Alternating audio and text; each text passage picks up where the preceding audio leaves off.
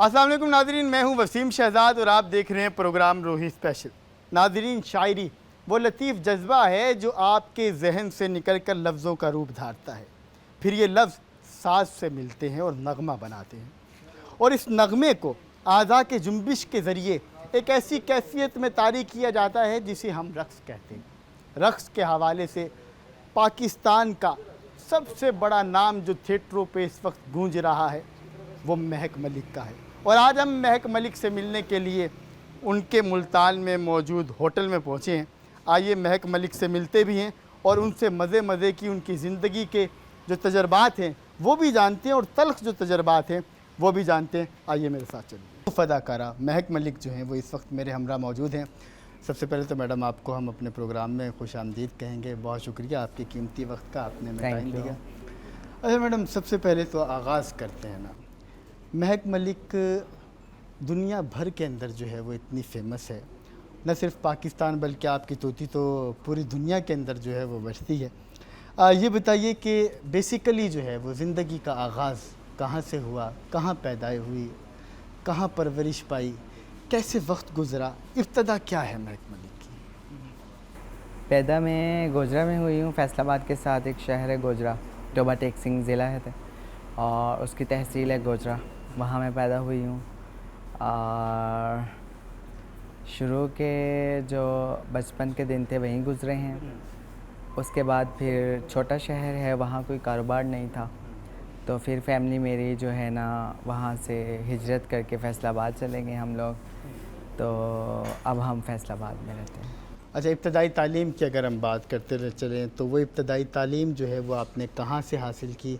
मैंने Gojra high school से कुछ 5 क्लास तक मैं गई हूँ इंग्लिश स्कूल में, और उसके बाद फिर मैं हाई स्कूल में चले गई और मैट्रिक मेरी कंप्लीट नहीं है, फिर मैंने शोबिज़ ज्वाइन कर लिया। क्या मैट्रिक कंप्लीट ना होने की वजह से शोबिज़ ज्वाइन किया या इसके अलावा कोई और वजह थी? नहीं, ये शोबिज़ वजह नहीं है। मेरे ना एक्सीडेंट हो गया था और मैं स्कूल से ही आ रही थी साइकिल चलाकर, तो रास्ते में हमारे एक साइड पे गोजरा में पटरी है, ट्रेन की पटरी है, और उसके साथ मेन रोड जा रहा है जिसको MM रोड कहते हैं, बड़ा रोड कहते हैं।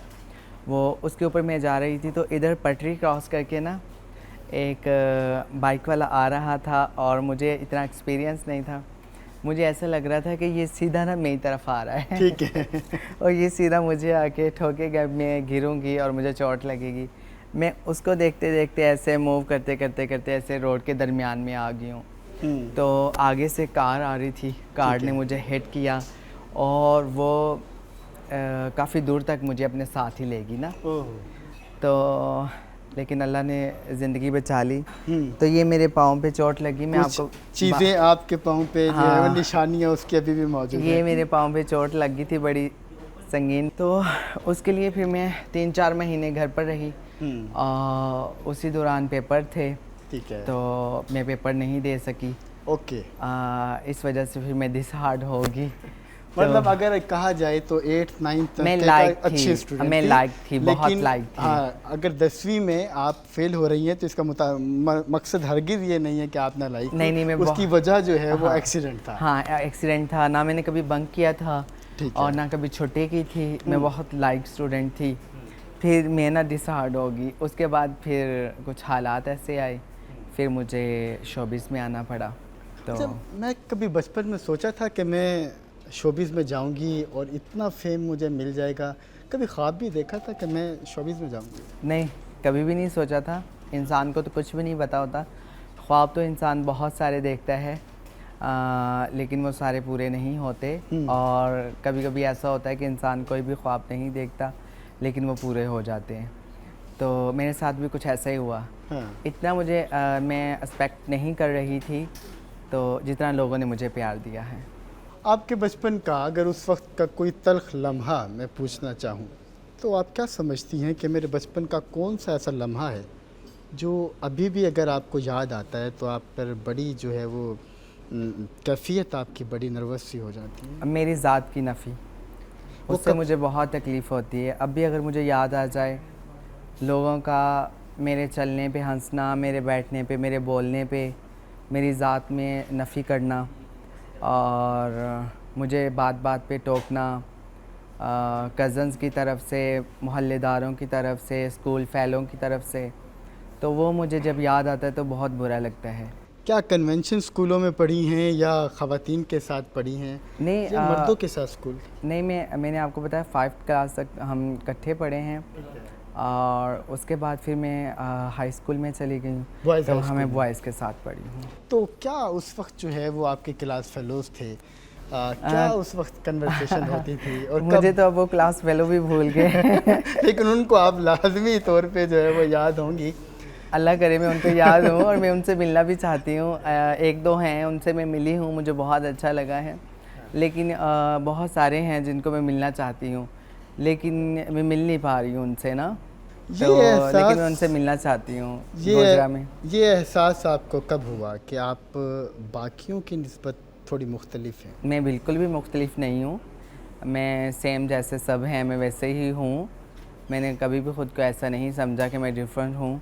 तो फिर अपनी ज़ात की नफ़ी का आपने कहा, तो ये फिर लोग क्या? करते थे ना, अच्छा। ये लोग बात करते थे ना। देखिए ना, जब अल्लाह ने कुरान पाक में कहा है कि मैंने इंसान को बहुत खूबसूरत बनाया है, तो बनाने वाली अल्लाह की ज़ात है, तो वो फिर उसने सब इंसानों को, इंसान का मतलब इंसान है, बिल्कुल उसमें कोई ऐसे ही भी है। नफ़ी नहीं है फिर। हम्म, तो अल्हम्दुलिल्लाह अल्लाह ने जैसे सब इंसान बनाए वैसे ही सबको बनाया है, तो अल्हम्दुलिल्लाह मैं सेटिस्फाइड हूँ। जब बचपन में कुछ ख्वाब देखे होंगे आपने, क्या समझती हैं कि वो ख्वाब पाए तकमील पहुँचे या अभी भी कुछ ख्वाब ऐसे रहते हैं वो बहुत महक छोटे- मलिक के, जो समझती हूँ कि नहीं अभी मुझे और आगे जाना है? नहीं, वो बहुत छोटे ख्वाब थे मेरे, तो अल्लाह ने तो उससे ज़्यादा मुझे बहुत कुछ दे दिया है। हमारे गली में एक बालकनी वाला घर होता था, हाँ, छोटी सी बालकनी होती थी उनकी, जिसमें एक ही चेयर आती थी या दो लोग खड़े हो सकते थे, तो मेरी विश होती थी कि हमारा ऐसा घर हो। तो अल्लाह ने तो बड़े बड़े टेरेस वाले मुझे घर दे दिए अल्हम्दुलिल्लाह। तो अभी भी उन बालकनी वाले घरों की याद सताती है या इस महल में रहते हुए भी आप भूल गई हैं वो माजी? नहीं नहीं, मैं बिल्कुल भी नहीं भूली हूँ, मुझे सब कुछ याद है और मुझे अच्छा लगता है वहाँ जाना, उनसे मिलना। और अभी रिसेंटली ही वही जो बालकनी वाला मैं घर बता रही हूँ, बिल्कुल।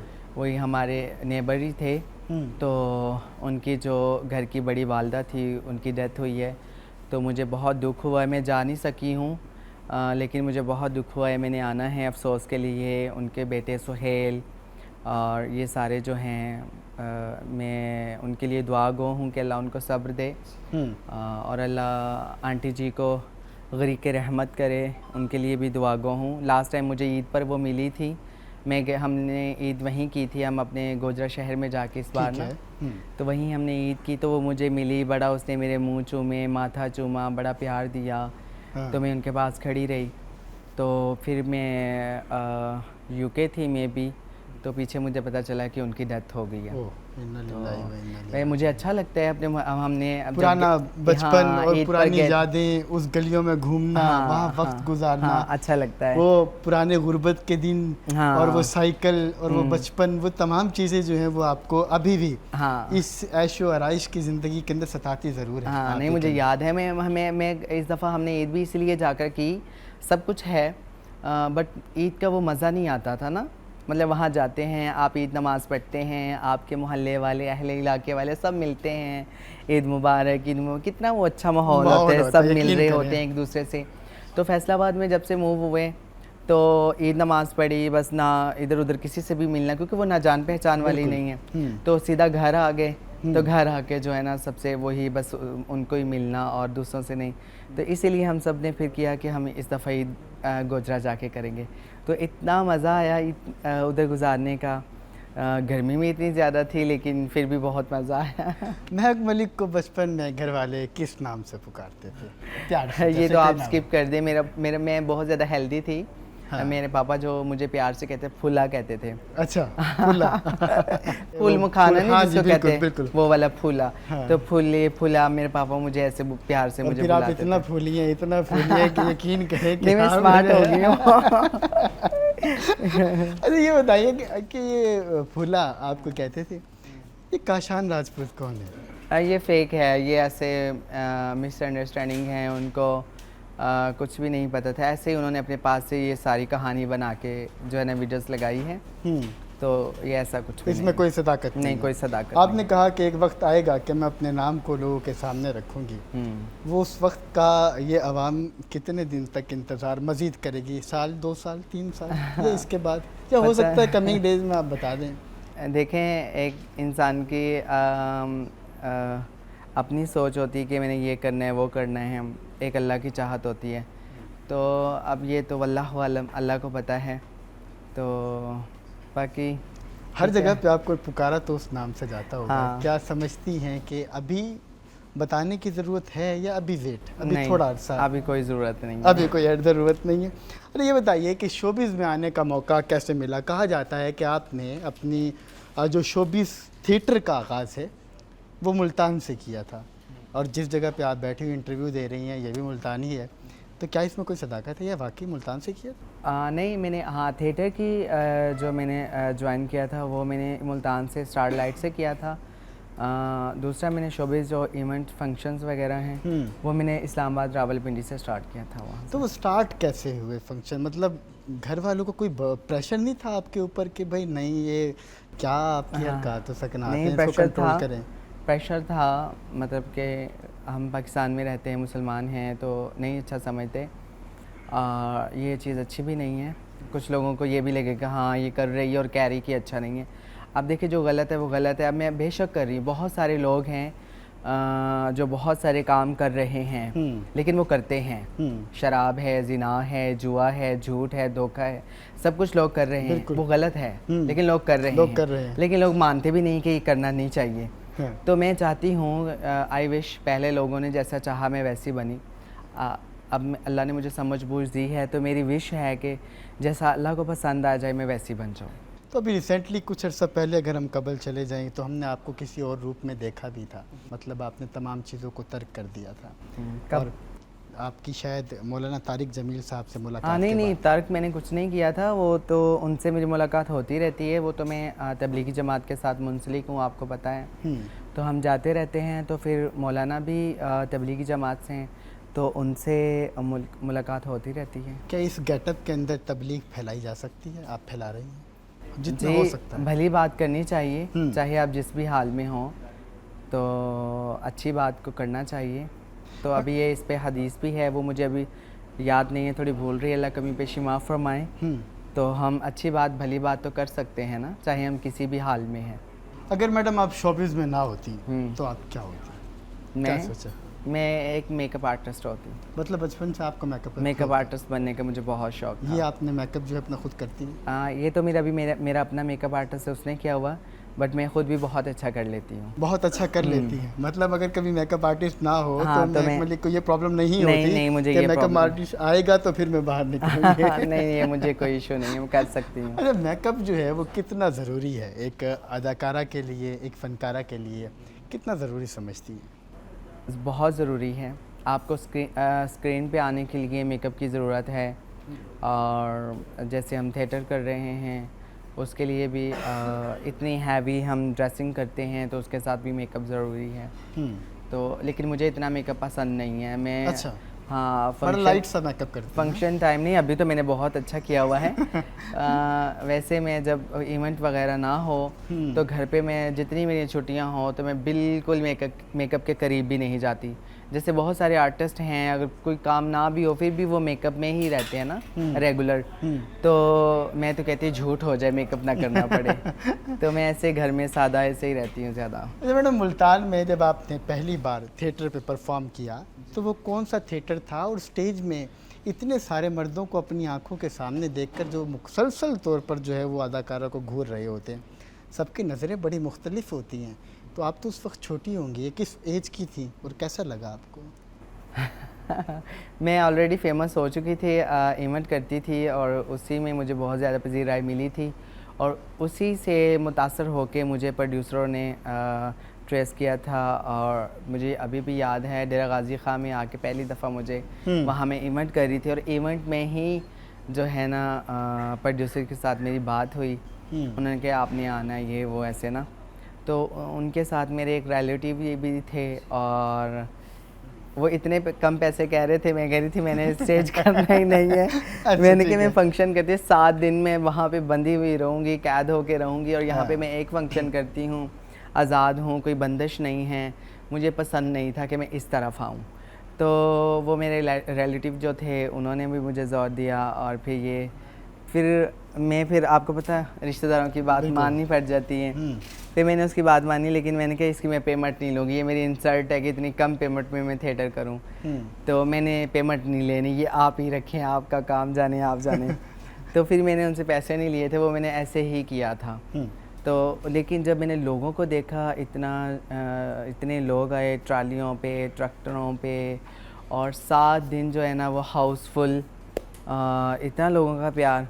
फिर वहीं से मुझे बाबर वालों ने अप्रोच किया, फिर ठीक है। नेक्स्ट उन्होंने मेरे साथ डील, और उस टाइम मुझे इतना पता नहीं होता था, हाउ नाउ नहीं थी इसके हवाले से ना।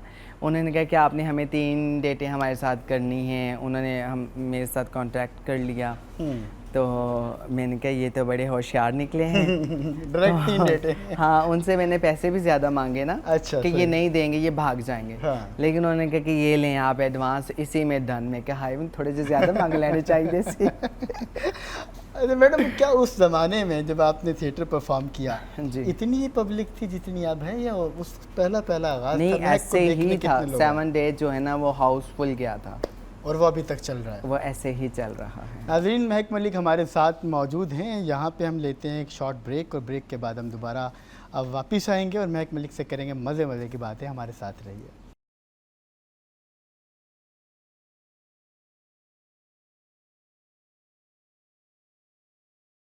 वेलकम बैक नाजरीन। महक मलिक जो हैं वो इस वक्त हमारे साथ मौजूद हैं, जिनकी जर्नी के ऊपर जो है वो हम बात कर रहे हैं। वो यकीनन हम सब के लिए जो है एक मिसाल भी हैं। मैं थोड़े से तल्ख सवालों की तरफ चलते हैं और जानने की कोशिश करते हैं।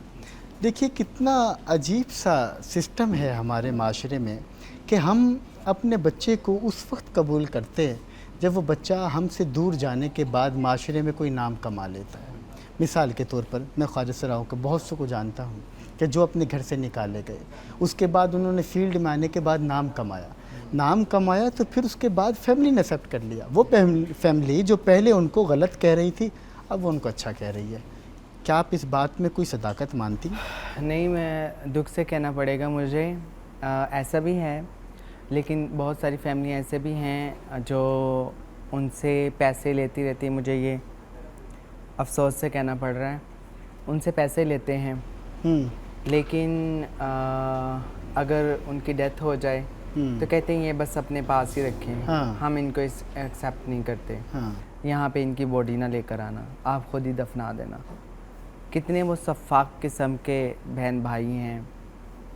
माँ बाप को मैं क्या करूँ, माँ बाप तो सारे सांझे होते हैं। माँ बाप को सोचना चाहिए, उनकी तो औलाद है ना। बिल्कुल। तो बहन भाई तो चलो शरीक हैं, बिल्कुल ऐसे ही है। और माँ बाप को ऐसा नहीं करना चाहिए। चाहे आपको अपने दूसरों बच्चों का कितना भी दबाव हो, ऐसा नहीं करना चाहिए। अभी हमारी एक दोस्त, उसकी डेथ हुई है। वो बेचारी इतनी ज़्यादा बीमार थी और वो तरसती रही है। वो मरने के करीब जब उसको पता चल गया कि मैंने नहीं बचना, डॉक्टर ने भी बता दिया, उसने इतनी तरले लिए हैं, इतनी मिन्नतें की हैं अपने घर वालों की कि मुझे घर आने दें। अच्छा। मैंने मर जाना है, लेकिन मैं अपने घर पे मरना चाहती हूँ। मैं अपनी माँ की गोद में सर रख के मरना चाहती हूँ। उसने बड़ी मिन्नतें की, फ़ोन किए रो रो के, दूसरों ने भी सब ने किए कि वो बस ज़िंदगी के दिन पूरे कर रही, बहुत तकलीफ़ में है, बहुत अजियत में है। आप वो जब कमाती थी, आप उसके पैसे लेते रहे, पैसे खाते रहे, तब आपको शर्म नहीं आई। अब अगर वो मरने के करीब है, तकलीफ़ में है, आप उसकी तकलीफ़ बांटने के लिए तैयार नहीं, उसकी बॉडी को एक्सेप्ट करने के लिए तैयार नहीं है। तो इस पर बहुत तकलीफ़ हुई थी हमें। बस अल्लाह पाक उसको गरीक़े रहमत करे, और इन लोगों को सोचना चाहिए। चलें, आप अपना बहन भाई कुछ ना समझें, इंसान ही समझ के ही उसका दुख दर्द बांट लें। तो ऐसा नहीं होना चाहिए। हमारी शोबिज़ इंडस्ट्री के अंदर बहुत सारे केसेस इस तरह के आए कि यहाँ पर ख़वातीन तो क्या, मर्दों को भी हरासा किया गया। एक ट्रांसजेंडर जो है उसको किस तरह के मसाइल का सामना करना पड़ता है इस शोबिज़ कम्युनिटी में? बहुत ज़्यादा मुश्किलात का सामना करना पड़ता है। इवन इतना उनको हरेस किया जाता है कि जैसे वो इंसान ही नहीं है, इस तरह उनको ट्रीट किया जाता है। पहले दोस्त बनते हैं, करीब आते हैं, फिर बाद में उनके जानी दुश्मन बन जाते ये हैं। कौन, ये तमाशबीन है या एक डायरेक्टर प्रोड्यूसर, कौन नहीं लोग नहीं, हैं? ये तमाशबीन ही हैं। हम्म, बस मैं तो दोस्ती नाम के लफ्ज़ से मुझे एतबार उठ गया है। क्यों? हालांकि दोस्त तो आपके दुख दर्द का साझी होता है। आप कह रही हैं दोस्त मेरे तो वही होता है। बिल्कुल, आप कह रही हैं आपके मेरे दोस्त। दुख दर्द का बिल्कुल ऐसे ही वो साथी होते हैं। आप माँ के साथ, भाई बाप के साथ, बहन भाई के साथ, अपनी औलाद के साथ वो बात नहीं कर सकते जो अपने दोस्त के साथ कर सकते हैं। लेकिन आज के दोस्त वो दोस्त नहीं रहे। आज के दोस्त, जब तक आप उनकी मर्ज़ी के मुताबिक चल रहे हैं, जैसे उनकी चाहत पे आप पूरा उतर रहे हैं, तो वो आपके दोस्त हैं। लेकिन आप थोड़ा सा भी उनकी मर्ज़ी के ख़िलाफ़ चलेंगे ना, तो उनसे बड़ा आपका दुश्मन कोई नहीं होगा। क्या आपकी ज़िंदगी में ये रिस्क भी आए हैं? सब कुछ देखा है मैंने। तो कैसे अपने आप को हैंडल किया? या अब आपने वीडियोस देखी होंगी पेशावर में, वो उसका दोस्त ही था, वो ऐसे तो नहीं चली गई। हाँ, वो बिल्कुल। चल के ऐसे तो नहीं किसी के अनजान बंदे के पास तो नहीं वो गई ना, वो दोस्त समझ के अपना रफ़ीक समझकर उसके पास गई होगी ना। तो वो आगे से उसके जहन में कुछ और था, उसने उसके कपड़े उतारे, बिल्कुल। वीडियो बनाई और ज़लील और रुस्वा करके उसको जो है ना वहाँ से वो पता नहीं कैसे अपनी जान बचा के आई, मिन्नतें माफ़ियाँ मांगते हुए, और बाद में वो वीडियोस वायरल कर दी। मुझे ये बताएं कि कितनी उसको अजियत हुई होगी। वो वीडियो उसकी फैमिली ने देखी होगी, बिल्कुल। उसके माँ बाप ने, उसके अहले इलाके वाले लोग तो पहले ही हमारे माँ बाप को जीने नहीं देते, इतनी बातें करते हैं। फिर ये सब कुछ जब आ जाए, अब उनको तो नहीं पता, माँ बाप को तो नहीं पता, बहन भाइयों को तो नहीं पता कि इसने वो पल कैसे गुजारे हैं, वो टाइम इसके ऊपर क्या क़यामत मैं कहती कुछ नहीं है। जब ऐसा वक्त आया होगा उसके ऊपर, वो कैसे उसने सरवाइव किया होगा उसमें। फिर दूसरी एबटाबाद में बिल्कुल ऐसा हुआ। वो दोस्त ही था, बिल्कुल ऐसा दोस्त ने आके गोली मार दी।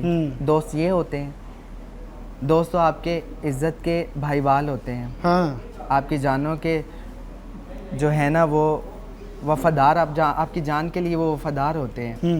लेकिन यहाँ पे जाने ली जा रही हैं दोस्ती के नाम पे, इज़्ज़तें लूटी जा रही हैं दोस्ती के नाम पे, रुस्वा किया जा रहा है दोस्ती के नाम पे। तो ये फिर कौन सी दोस्ती है? मैं तो भाई ऐसी दोस्ती से पनाह मांगती हूँ अल्लाह की।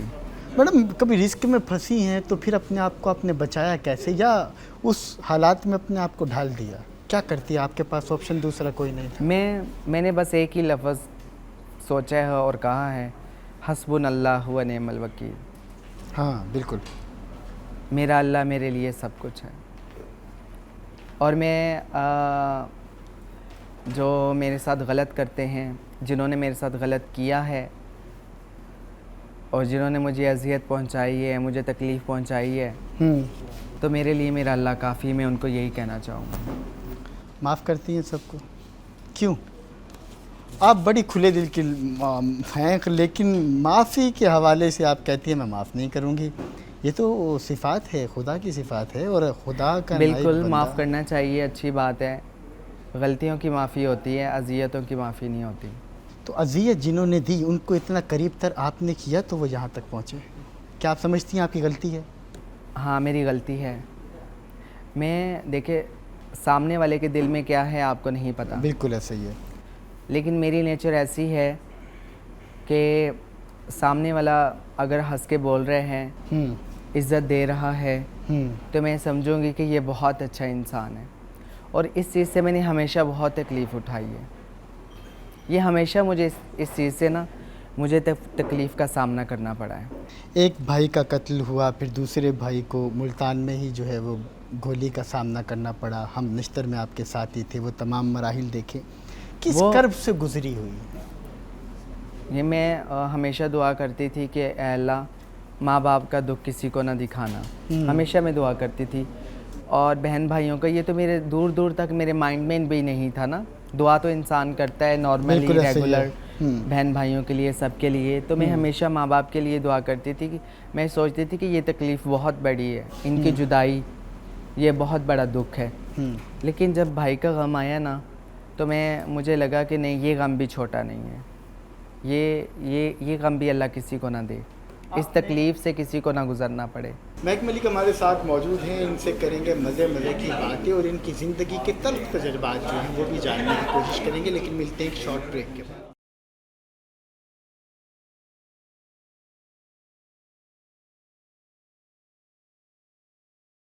वेलकम बैक नाजरीन। दुनिया थिएटर का बड़ा नाम महक मलिक इस वक्त मेरे हमरा मौजूद हैं। आपने कुछ हदूद रखी हुई हैं, आपने कुछ वादे लिए हुए हैं रब से। वो वादे क्या हैं और वो हदूद क्या हैं आपकी ज़िंदगी की, जो आप कहती हैं कि ये कभी क्रॉस नहीं होंगी?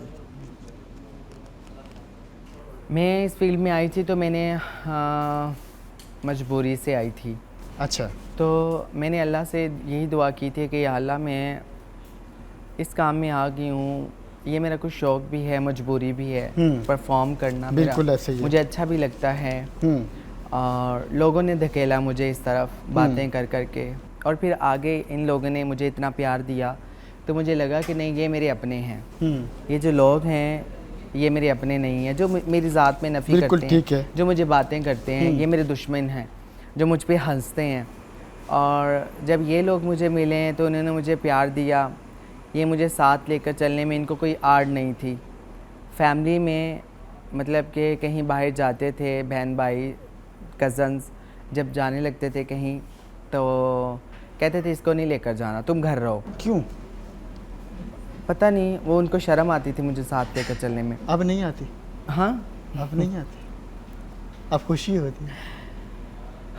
तो फिर ये लोग मेरे अपने मिले तो इन्होंने, ये मुझे साथ भी लेकर चलते थे, इनको कोई शर्म नहीं आती थी, ये मेरी ज़ात में कोई नफ़ी भी नहीं करते थे, ये मुझ पे हंसते भी नहीं थे। ठीक है। तो मुझे लगा ये मेरे अपने हैं और वो जो लोग हैं ना वो मेरे अपने नहीं हैं।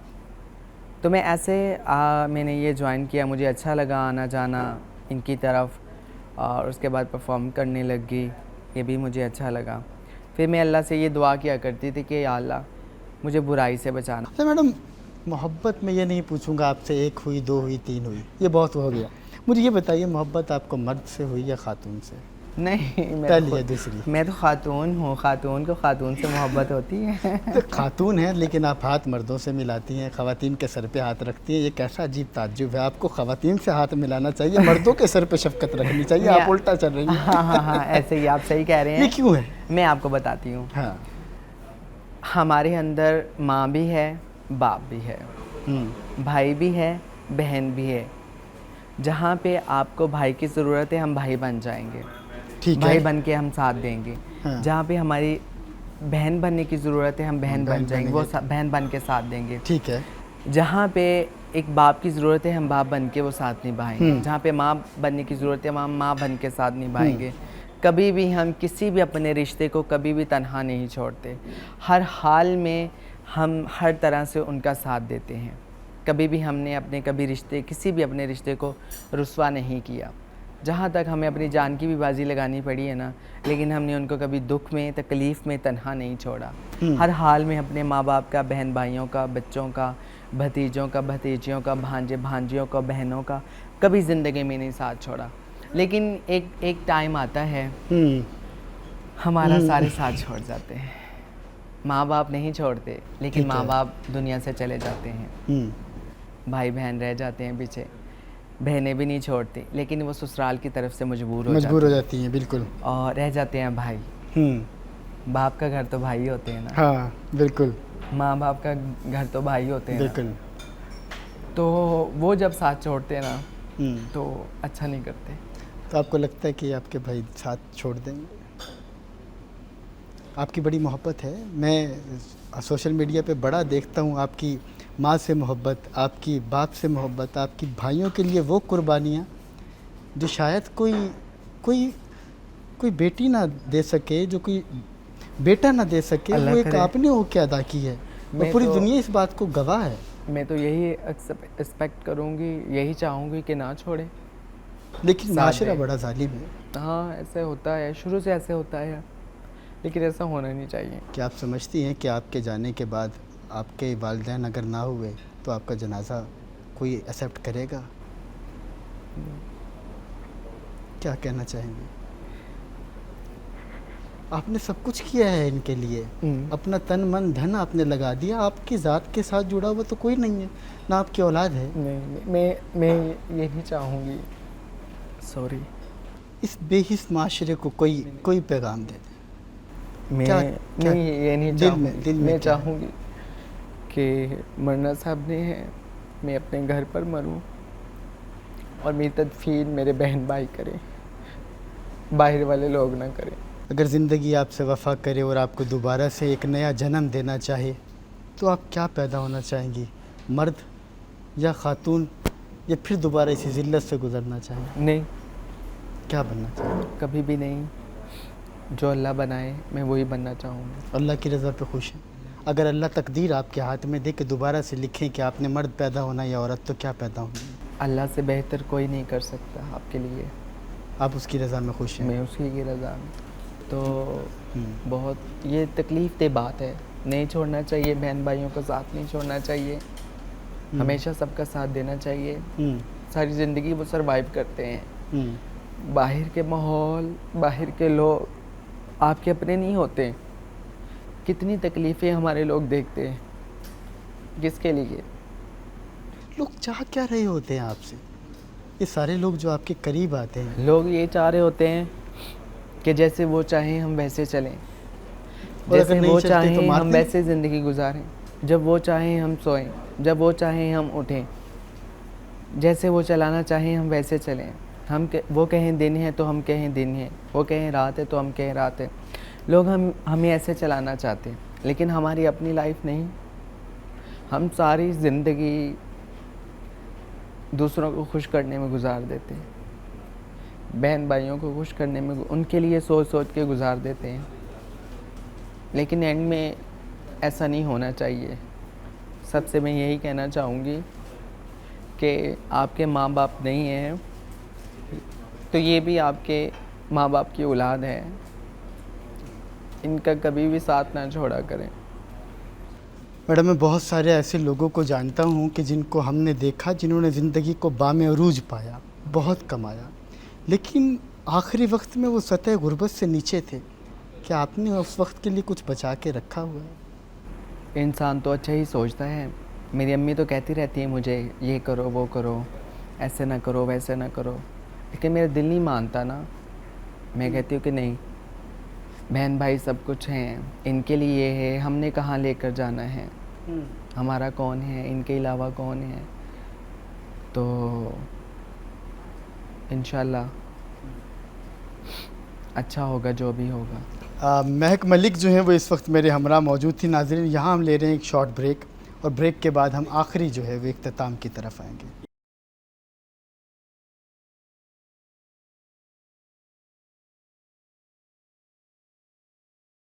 वेलकम बैक नाज़रीन।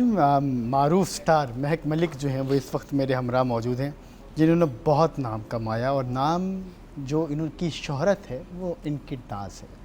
इस पर बात करते हैं। मैडम, अगर डांस आपको इतना फेम दे सकता है जितना आपको दिया या मैडम नरगिस को दिया, तो फिर ये ख़वातीन थिएटर के अंदर गैर इखलाकी हरकत का मुजाहिरा क्यों करती हैं, शॉर्ट टर्म के लिए या आगे आने के लिए? क्या आप समझती हैं इससे ये लोग आगे आ सकते हैं?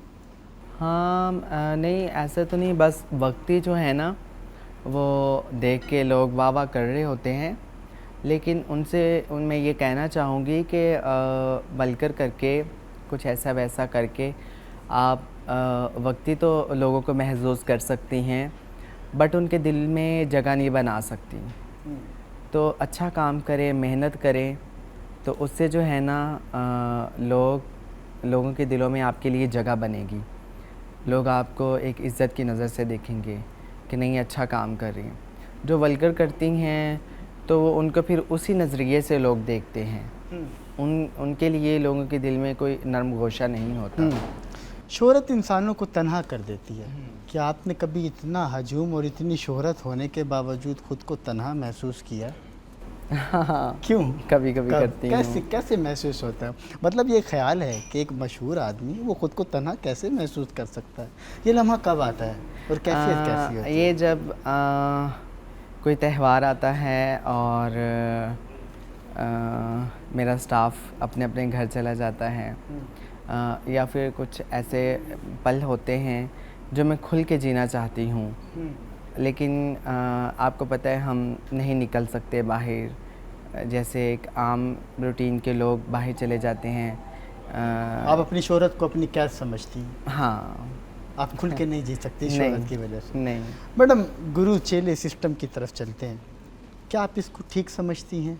और गुरु के बगैर एक ख्वाजा सरा की ज़िंदगी क्या है? नहीं, गुरु चेला होना चाहिए, ये तो कल्चर सही है। और क्योंकि जो चेले हैं वो गुरु के दबाव में रहते हैं, कुछ भी 100 मामलात होते हैं, तो फिर अगर चेला कुछ गलत करे तो गुरु को पकड़ते हैं। गुरु समझा देता है आपको, गुरु समझा देता है कि ये गलत नहीं करना बेटा। हाँ, तो फिर ये है ऐसे ही। कहाँ कहाँ परफॉर्म किया दुनिया भर में, और कौन से ऐसे कंट्रीज़ अभी बाकी हैं जहाँ आप परफॉर्म करना चाहती हैं? मैं इटली जाना चाहिए, यूरोप के उसमें कंट्री में जाना चाहती हूँ, और यूके तो मैं कर आई हूँ, लेकिन दोबारा भी जाना चाहूँगी, तो क्योंकि मुझे वहाँ जाकर बहुत अच्छा लगा है। कमिंग डेज़ में हम आपको किसी मूवी में आता देख रहे हैं, कोई ऐसा प्रोजेक्ट साइन कर रही हैं कि हम आपको थिएटर से निकल कर किसी मूवीज़ के अंदर जो है वो देख सकें, या किसी इस हवाले से? जी, आई विश कि हमारे अच्छी मूवीज़ बने कोई, तो मैं ज़रूर करना चाहूँगी। अभी तो हमारी फिल्म इंडस्ट्री ही सारी ख़त्म हुई पड़ी है, फिल्में तो बन ही नहीं रही। कौन सा अच्छा लगता है आपको कि जो आप करते हुए मदहोश हो जाएं कि यार ये किरदार जो है ये मेरे दिल के बहुत करीब है? मैं ट्रेजेडी कोई किरदार करना चाहूँगी। मुस्तकबिल अपना कहाँ देख रही हैं? वल्लाहु आलम, लेकिन अच्छा देख रही हूँ। अल्लाह से दुआ है कि मेरा अल्लाह अच्छा कर देगा, इंशाल्लाह अच्छा ही रखेगा। आपकी ज़िंदगी पे अगर कोई फ़िल्म बनती है तो आप क्या समझती हैं उस फिल्म का क्या नाम होना चाहिए? Tragedy queen. Tragedy queen. और उसका मरकज़ी किरदार आप कौन समझती हैं कि आपके बाद अदा कर सकता है? उसके बाद नहीं, मैं खुद ही कर सकती। आपके बाद अगर कोई किरदार किसी को दिया जाए तो वो कौन हो सकता है जो आपके किरदार को आप समझती हूँ कि सही तरीके से निभा सकता है? मुझे नहीं लगता कि कोई निभा सकेगा। आखिर में मैडम, कोई मैसेज जो है वो अपनी तरफ से हमारे व्यूवर्स को जो है वो देना चाहें, और साथ ये भी बताइए कि इस तरह के माहौल में आके बड़े बड़े लोग ढल जाते हैं, आप फिर भी साबित कदम हैं, जो आपने अल्लाह से वादे किए हुए हैं आप उन पे पुख्ता हैं। लोग आपका एक चेहरा देख रहे होते हैं जो स्टेज के ऊपर हमें दिखाई देता है, एक चेहरा वो है आपका जो आपका और अल्लाह का मामला। हमने आपको बड़ा नेक और पारसा भी पाया, और नमाज़ें भी ऑलमोस्ट आप सारी ही पढ़ती हैं। तो लोग ख़राब हो जाते हैं इस साइड पे आके, आप ठीक हो गई हैं, ये कैसे मुमकिन हुआ, और बाकी लोग क्या कहेंगे? नहीं, बहुत मुश्किल है, और ये तो मेरी अल्लाह का करम है कि मेरे अल्लाह ने मुझे बचाया है, और मैंने हमेशा सुबह शाम की दुआएं पढ़ी हैं जिससे अल्लाह मेरी हिफाजत करते हैं, और अल्लाह मुझे मरते दम तक साबित कदम रखे, और अल्लाह मुझे बुराई से बचाए, और बुरे कामों से, नशों से, इन चीज़ों से अल्लाह मेरी हिफाजत फरमाए। मैं अपने अल्लाह से हमेशा दुआगो हूँ, कमज़ोर हूँ, लेकिन मेरा अल्लाह रहीम है, करीम है, वो दिलों के हाल जानता है, और मेरा अल्लाह मेरे भी दिल का हाल जानता है कि मेरे दिल की चाहत क्या है। तो मेरा अल्लाह बाखूब वाकिफ़ है, और इंशाअल्लाह मेरा अल्लाह मुझे हमेशा बचाए रखेगा। और दूसरा, मैं अपने न्यू जनरेशन से कहना चाहूँगी, इसको साथ ले लेते हैं मैडम, आपकी वजह से, आपके फेमस होने की वजह से बहुत सारे लोग आपको कॉपी करना शुरू हो गए। हमारी ख़वातीन आपको कॉपी करती हैं, ट्रांसजेंडर कम्युनिटी आपको कॉपी करती है, अब तो हमारे नौजवान नस्ल जो है वो भी आपको कॉपी करने लग गई है, जिनकी चाल में लचक पैदा हो गई है। हम कुछ इस तरह का महसूस करते हैं। इतनी बड़ी चीज़ मेरे पल्ले में ना डालें।